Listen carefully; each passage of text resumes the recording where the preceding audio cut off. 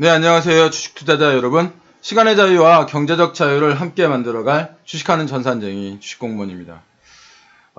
제가 최근에 네이버 검색 순위를 이렇게 좀 살펴보면 1위부터 20위까지 거의 대부분이 주식 투자 관련된 키워드가 차지하고 있는 그런 모습을 보이고 있습니다. 정말 주식 투자에 그 개인 투자자분들이 얼마나 많은 관심을 가지고 있는지를 알 수 있는 그런 상황인 것 같습니다. 간밤 미국 시장은 다우존스와 S&P 500 지수가 오랜만에 이렇게 하락하는 모습을 보였고요. 나스닥 종합지수는 0.68% 상승을 하면서 시장을 마감을 했습니다. 나스닥도 이 상승을 하기는 했지만 거의 테슬라 혼자 북치고 장구치고 이런 하드캐리하는 그런 모습을 보였습니다. 테슬라는 5대1 액면 분할 첫 거래일인 어저께 12.5%, 12.57%의 두 자릿수가 넘는 이런 상승을 보였는데요. 역시 액면 분할을 한 애플의 주가 역시 3.37% 상승을 하면서 마감을 했습니다. 두 회사의 액면 분할 전략이 사실 기가 막히게 성공한 것으로 보이는데, 사실 이제 액면 분할에 대해서 좀 설명을 드린다고 한다면, 주가가 싸게 보이는 효과는 있습니다. 하지만 기업의 가치가 더 좋아진다거나 펀더멘탈 상으로의 변화는 없는데요. 주가가 이렇게 싸지는 착시 효과가 있다 보니까 신규 매수자에게 매력적으로 보이고, 이 신규 투자자들의 유입이 주식의 유동성을 부여하는 점 정도가 어떤 긍정적인 영향이라고 볼 수 있겠습니다. 자, 그러면 실제 투자를 고민하시는 분들, 신규 매수를 고민하시는 분들 입장에선 이 액면을 분할할 타이밍이 신규 매수로서 좋은 타이밍이냐라는 것에 대해서 제 의견을 좀 말씀을 드리도록 하겠습니다. 일단 앞에서 말씀드린 것처럼 이렇게 액면 분할을 하게 되면 주가가 싸 보이는 착시 효과가 있다고 말씀드렸습니다. 얼마 전까지만 해도 테슬라는 2,000슬라, 즉 2,000달러를 넘었는데 5대1 액면 분할을 함으로써 지금 주가가 498.32달러에 좀 싸진 효과가 있는 겁니다. 이런 착시 효과로 인해서 신규 매수자들이 좀 더 허들 없이, 저항 없이 신규 매수에 들어오게 되고, 이 신규 매수를 하려면 누군가는 팔아야 되지 않습니까? 그러면 기존에 이 주식을 가지고 있던 사람들이 주식을 팔게 되는데, 너무나도 당연한 이야기이지만 이 누군가가 대주주라고 한다면 좀 이야기는 달라집니다. 당연히 주가는 상승을 오랫동안 가져가지 못하고 일시적 상승 후에 하락을 할 가능성이 매우 높아집니다. 같은 날 액면 분할을 한 이 애플의 그 주가 역시 상승을 했는데, 이 애플은 사실 이번이 처음 액면 분할이 아닙니다. 애플 같은 경우에는 1987년과 2000년, 2005년, 2014년 이렇게 4번 액면 분할을 한 경험이 있습니다. 이 애플의 액면 분할 때 주가는 2주 동안 액면 분할을 한 이후에 2주 동안 평균 5% 넘게 하락을 했었습니다. 액면 분할은 좀 더 작은 투자자들을 시장에 끌어들이는 어떤 미끼 역할을 하는데요. 역시 이것은 대주주의 전략입니다. 대주주가 단기적 모멘텀으로 주가를 끌어올리지만 익숙해지는 순간 주가는 다시 플랫해지거나 그거보다 이제 밑으로 내려가게 되죠. 왜냐하면 대주주가 파니까요.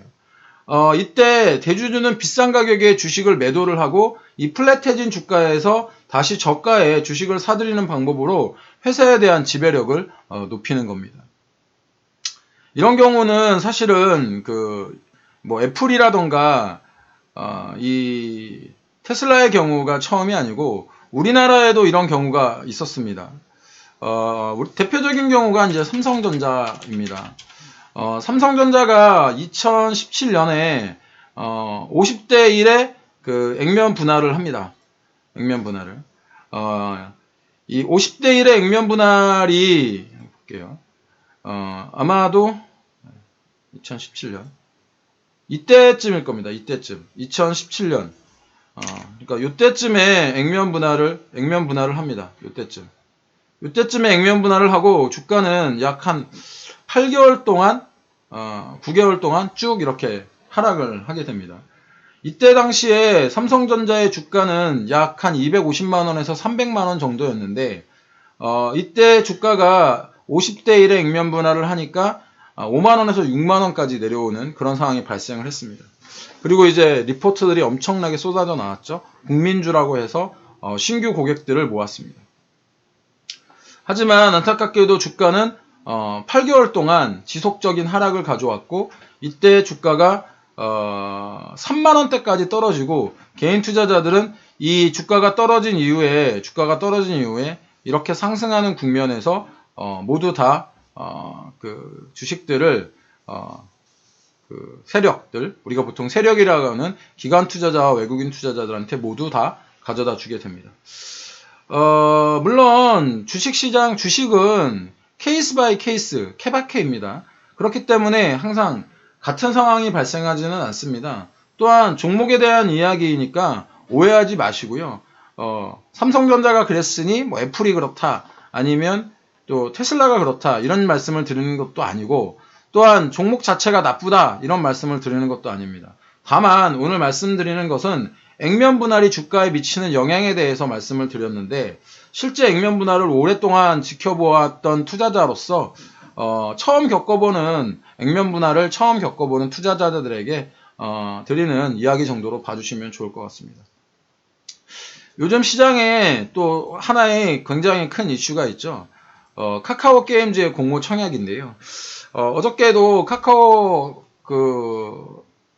이 게임즈의 공모 청약에 대해서 말씀을 드렸었고, 이 카카오 게임즈 공모 청약에 대해서 관심들이 많아서 조금 그 진행 사항을 말씀을 드릴 텐데, 오늘이 9월 1일입니다. 벌써 9월 달이죠. 참 빠릅니다.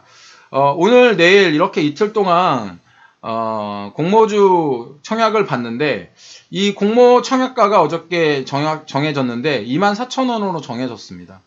기관들이 밴드 상단에 굉장히 많이 몰려서 밴드 상단인 24,000원에 공모 가격이 정해진 거고, 경쟁률을 지난 SK 바이오팜이 300대 후반대였던 걸 감안한다면 약 400대 1 정도로 잡게 되면 1,000만원 정도를 투자를 하면 한 주 정도 받을 수 있다라는 겁니다. 물론 청약 증거금은 50%이니까 절반만 넣어놔도 되는데, 물론 이제 나중에 청약을 받게 되면 나머지 절반을 더 넣어야 하니까 청약 증거금 기준으로 하면 SK바이오팜이 약 31조 원 정도였거든요. 그렇다고 한다면 경쟁률이 이번에는 카카오 게임즈는 같은 31조 원의 청약 증거금이라고 한다면 약 한 800대 1 정도니까 2,000만원 투자하면 한 주 정도 받으실 수 있다라고 하는 이야기가 됩니다. 너무 적죠. 들어가는 돈에 비해서. 그래도 청약에 관심이 있으신 분들은 한번 도전해 보시기 바랍니다. 실제로 한번 해본 것과 해보지 않은 것에 이 엄청난 차이가 있다는 거 여러분들 잘 아실 테니까 말입니다. 그런데 그렇다고 해서 이게 사실은 지금 현재 장외에서 거래되고 있는 이 이 카카오 게임즈의 금액이 지금 현재 약 한 64,000원 정도의 거래가 되고 있거든요. 그러면 25,000원이면 2배 반 정도, 150% 정도의 어떤 상승을 예상할 수 있다라는 건데, 장외 거래가에 비교를 한다면요. 그렇게 된다고 하면 수익을 얻을 수도 있지만, 실질적으로 이 수익을 얻기 위해서 빚을 내거나 주식을 팔거나 해서 청약을 넣으시는 것은 권해드리지 않습니다. 일단 빚을 낸다고 한다고 하면 이자 비용이 발생을 할 것이고요. 또한 주식을 매도해서 청약하신다면 매매 수수료가 발생을 할 겁니다. 그렇기 때문에 꼭 이렇게 빌린 돈이라던가 여유 자금이 없는 돈으로 하지 마시고 꼭 여유 자금으로 하시라는 말씀 드리는 거고요. 팁을 하나 좀 드리면, 첫날보다 둘째 날 청약을 하시는 것을 권해드리는데, 이 첫날에 청약 경쟁률이 나오고, 또 두 번째는 이 첫날의 청약 경쟁률을 보시고서 증권사 등을 선택을 하셔서 투자를 하시는 게 훨씬 더 좀 유리하다, 이런 말씀을 좀 드리는 겁니다. 어제 우리 시장에서 외국인 투자자들이 약 한 1조 6천억 정도를 순 매도를 했습니다. 이것은 그 바이러스 상황에 따른 조기 경보 같은 그런 느낌인데요. 실제로 그 투자자들이 제일 싫어하는 것이 그 불확실성이잖아요. 그렇기 때문에 우리나라에 지금 현재 그 바이러스 상황이 증가되고 있는 이런 상황에서 실질적으로 지표들이 안 좋게 나오게 된다면 우리나라가 그동안 이렇게 쌓아 올려온 어떤 그 기대감, 경제 성장률 이런 것이 바뀔 수 있기 때문에 이런 것에 대한 어떤 경계 심리 정도다라고 보시면 좋을 것 같습니다.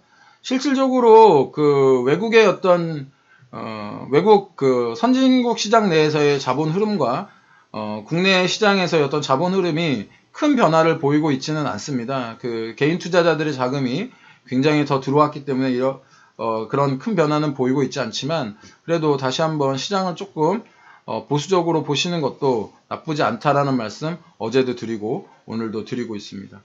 어제 그 확진자가 300명 아래로 줄었는데 오늘도 300명 아래로 될 가능성이 높은 것으로 보입니다. 진짜 그 이번 한 주 그저께부터 이제 그 저녁 9시 이후로는 식당에서 밥도 못 먹는 이런 상황인데 자영업자분들 정말 힘드실 텐데 힘내시기 바랍니다. 뭐 블랙팬서의 주인공을 맡았던 채독 보스만이 얼마 전에 사망을 했죠. 네, 와칸다 포에버입니다. 제 시황이 여러분들의 투자에 인사이트를 주기를 바라면서 시황 마무리하도록 하겠습니다. 잘 버티고 살아남으시고요. 시장 어렵지만 꼭 살아남으세요. 주식공부도 도와드리도록 하겠습니다. 지속적으로 이렇게 종목과 시황의 밸런스를 가지고 말씀드리도록 하겠습니다. 지금까지 투자자들의 경제적 자유와 시간의 자유를 함께 만들어갈 따박따박 수익률의 주식공무원이었고요. 오늘도 화이팅입니다. 주식공무원과 함께 하시면 여러분들의 계좌 빨개지실 겁니다.